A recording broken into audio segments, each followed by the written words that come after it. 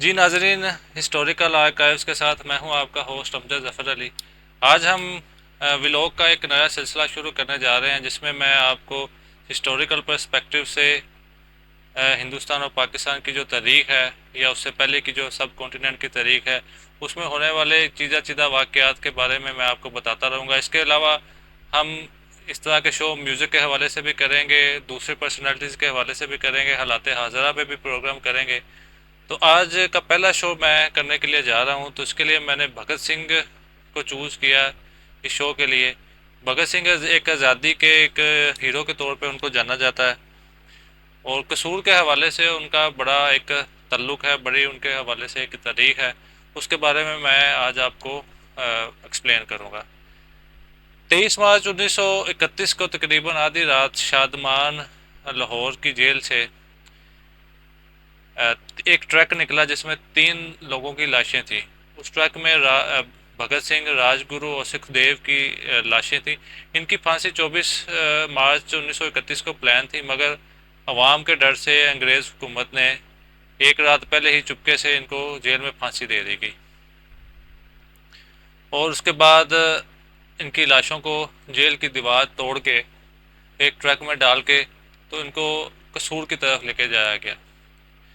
مزے کی بات یہ ہے کہ راتوں رات چونکہ پھانسی دینی تھی، ایمرجنسی میں پھانسی دینی تھی، اس وقت کوئی مجسٹریٹ دستیاب نہیں تھا جو کہ ان کے ڈیتھ وارنٹ پہ، جو کہ پھانسی کے وارنٹ تھے، ان پہ سائن کرتا۔ اس کی تصویر میں آپ کے ساتھ شیئر بھی کر رہا ہوں۔ تو وہ پھانسی کا ڈیتھ وارنٹ سائن کروانے کے لیے قصور کے ایک اعزازی مجسٹریٹ کو بلایا گیا، جس کو اس وقت انگریز حکومت نے 200 ایکڑ اراضی اس کو اعزازی طور پہ دی گئی، اس کو انعام کے طور پہ دی گئی تاکہ وہ ڈیتھ وارنٹ سائن کر سکے۔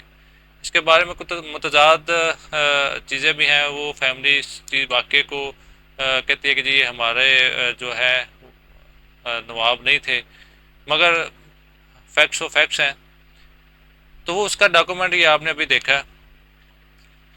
اس کے بعد قصور کے جو اس وقت سب ڈویژن مجسٹریٹ تھے ان کو لے کے جایا گیا، اور اس کے بعد وہ مجسٹریٹ کا نام رائے بہادر پنڈت سری کرشنا، اور اس وقت قصور کے D S P Sudarshan Singh, وہ بھی ان کے ہمراہ تھے۔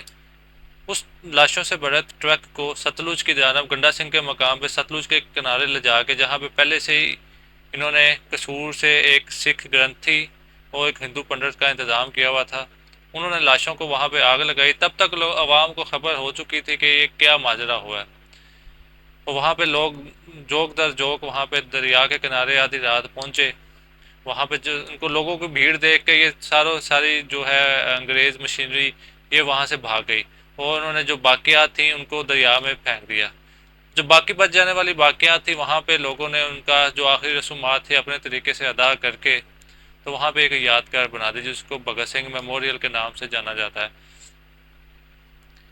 تو اس میں انٹرسٹنگ فیکٹ یہ ہے کہ بھگت سنگھ کے چاچا اجیت سنگھ اور ان کی چاچی ہرنام کو قصور ریلوے اسٹیشن کے پاس رہتی تھی، اور بھگت سنگھ قصور میں آتے جاتے رہتے تھے اپنے چاچا چاچی سے ملنے کے لیے۔ قصور سے ان کی محبت کا اس طرح سے بھی عوام نے ساتھ دیا کہ قصور سے ایک بھرپور قسم کی کمیٹی بنی جس نے انگریز حکومت سے ان کی پھانسی رکوانے کے لیے درخواست دی۔ وہ کمیٹی کا ڈاکومنٹ بھی میں آپ کے سامنے شیئر کر رہا ہوں۔ تو اس کمیٹی نے درخواست دی انگریز حکومت کو تو کہ ان کی پھانسی رکوا دی جائے، مگر ان کی پھانسی پھر بھی عمل درآمد ہوا۔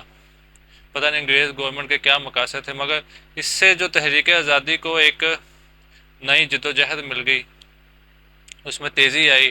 لوگوں نے بڑے بڑے لیڈروں کا بائیکاٹ کیا، ایون کہ گاندھی جب کراچی پہنچے تو وہاں پہ بھی ان کو عوام کے رد و عمل کا سامنا کرنا پڑا، کیونکہ انہوں نے بھگت سنگھ کے معاملے میں اپنا کوئی کسی قسم کا اوور ویو نہیں دیا تھا، نہ اس کی کوئی کسی قسم کی ہیلپ کی تھی۔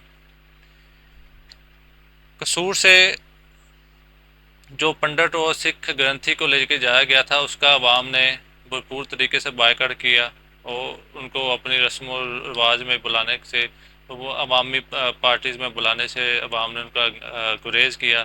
وہ انہوں نے گمنام کی زندگی گزاری، ان کے نام بھی کوئی نہیں جانتا۔ اس کے بعد جو سدرشن سنگھ تھے ڈی ایس پی، بعد میں ایس پی لاہور جو ہے وہ ریٹائرڈ ہوئے۔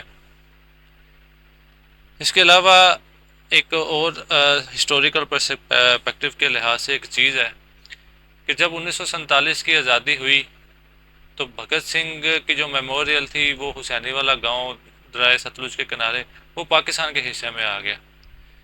اب آزادی ہو چکی تھی، ایک لائن ریڈ کلف نے ڈرا کر دی تھی، مگر اب جو بھگت سنگھ کے چاہنے والے تھے زیادہ تر اس میں سے سکھ تھے، تو وہ اس کی باقیات کے جانے کے لیے ان کو پاکستان آنا پڑتا تھا.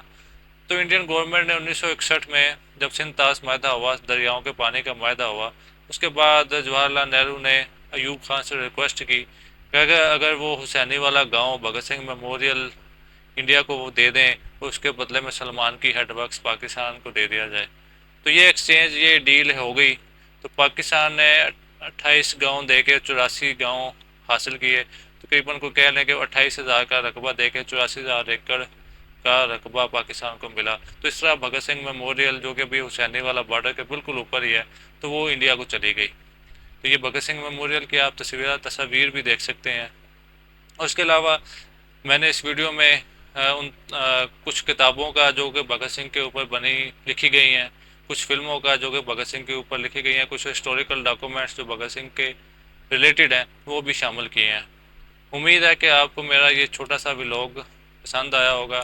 مزید ویڈیو کے دیکھنے کے لیے اور انفارمیشن لینے کے لیے ہمارے چینل کو سبسکرائب کریں اور ویڈیوز کو لائک کریں اور ان کو دیکھیں، تاکہ ہماری ویورشپ بڑھے، ہمیں حوصلہ افزائی ملے، ہم آپ کی خدمت میں مزید سے مزید کوئی نئی انفارمیشن لے کے آئیں. جی شکریہ. جی بھگت سنگھ میموریل کی تصاویر ہے جو کہ حسینی والا کے بارڈر کے اوپر واقع ہے، جو کہ پہلے پاکستان میں ہوتی تھی، اب انڈیا میں چلی گئی.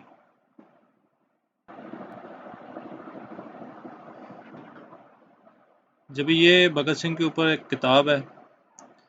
اس کے بعد بھی آپ کو بھگت سنگھ کے اوپر جو لکھی گئی کچھ کتابوں اور جو فلمیں جس میں اجے دیوگن نے کام کیا، دوسری میں بوبی دیول نے کام کیا، وہ ان کی تصاویر دکھائی جائیں گی. امید کرتے ہیں یہ ساری ویڈیو آپ کو پسند آئی ہوگی.